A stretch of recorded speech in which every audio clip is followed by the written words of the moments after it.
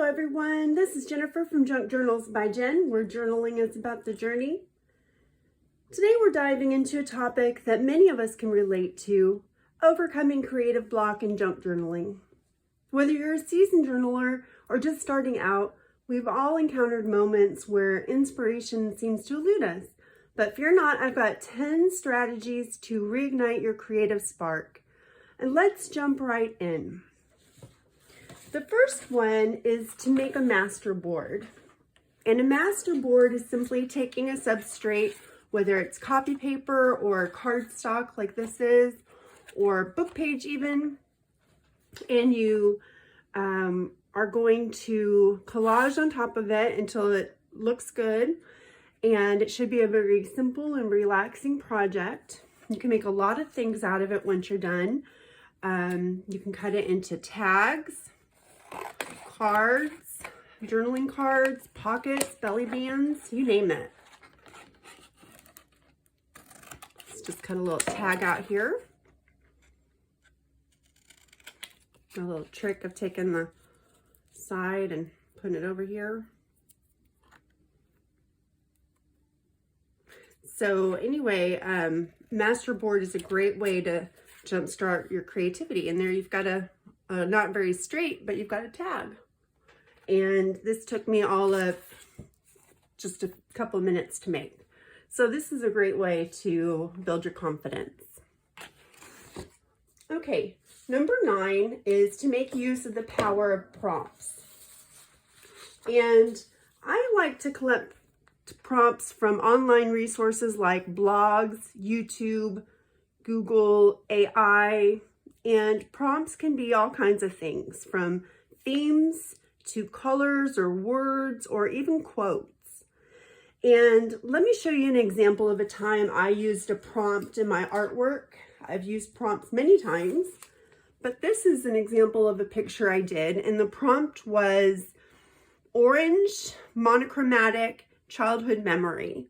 And I won't explain it all to you because it means something to me, but it was just something that got me going, and I created a page from it, and I felt like I had got something done that day. Now, it's in my art journal, but the same principle applies to junk journaling. And I have a list of prompts that I've come up with for junk journaling here. If you want to take a screenshot of it, you're welcome to.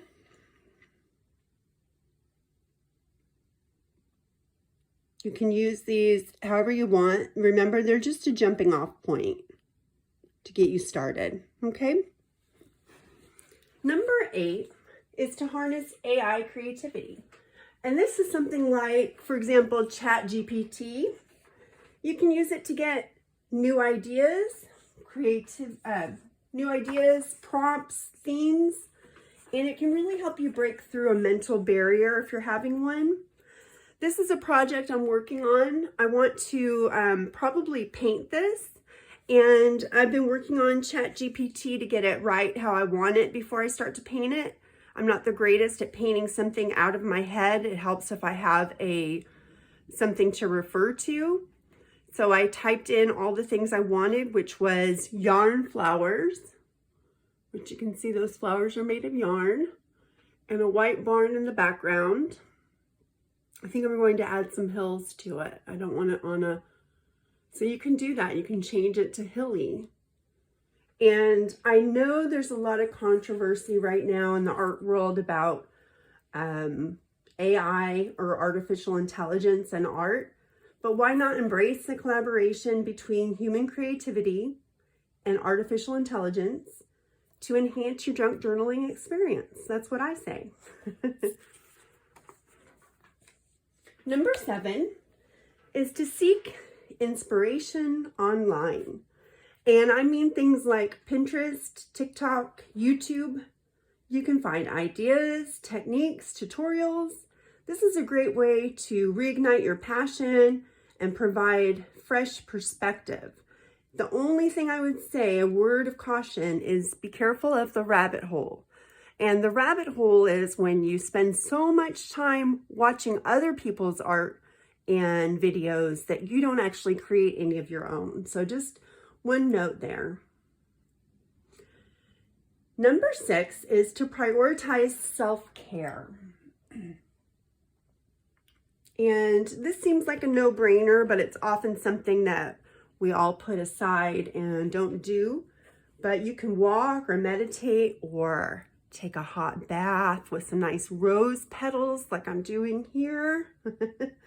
This will relieve stress, leave you recharged, and often when you return, you're ready to tackle creative challenges with a clearer mind than you had before. Oh, this feels so nice.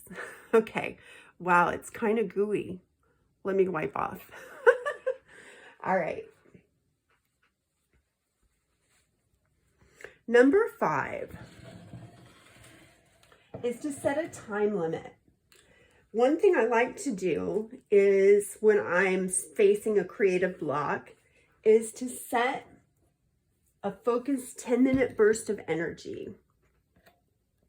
This helps you make quick decisions and trust your instincts. The end result is a breakthrough of mental barriers. It'll help you foster a sense of spontaneity and prevent overthinking. And it's a lot of fun to give yourself some of these. Sometimes giving yourself a challenge like a time limit is just what you need to help you get creative.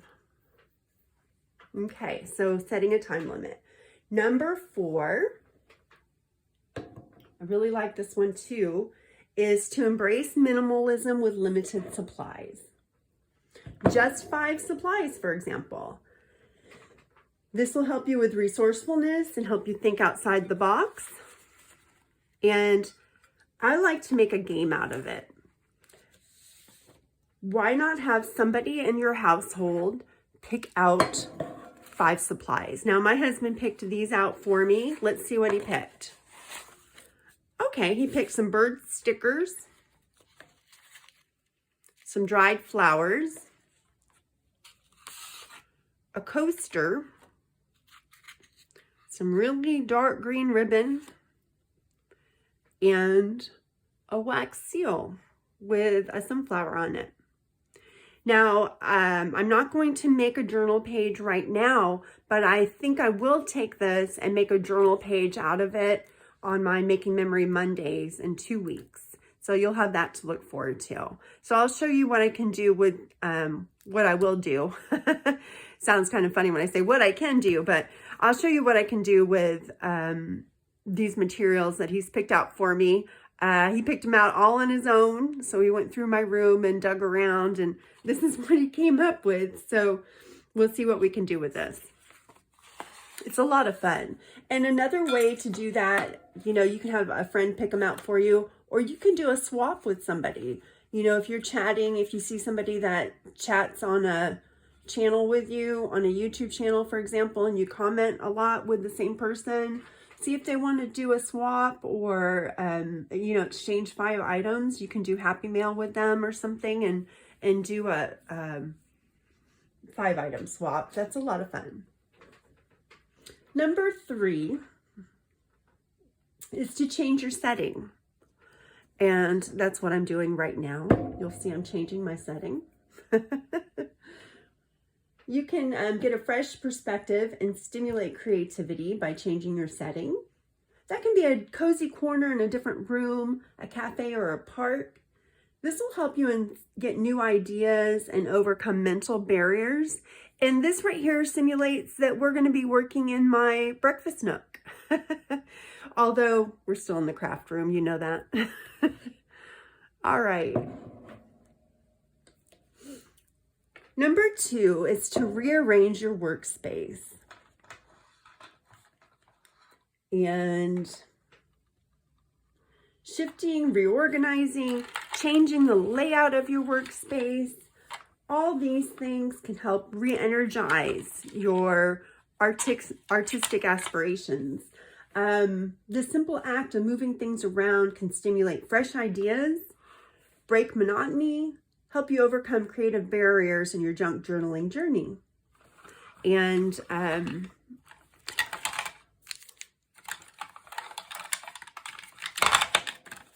those are arranged just how I like them.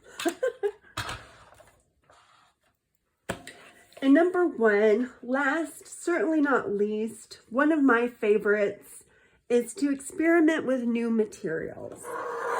Now this could be some new textured paper that you've never worked with before, like these. Look at how beautiful. Or maybe watercolors that you've never done in your junk journal. Or maybe how about some glossy spray acrylics? Those would be fun. It also could mean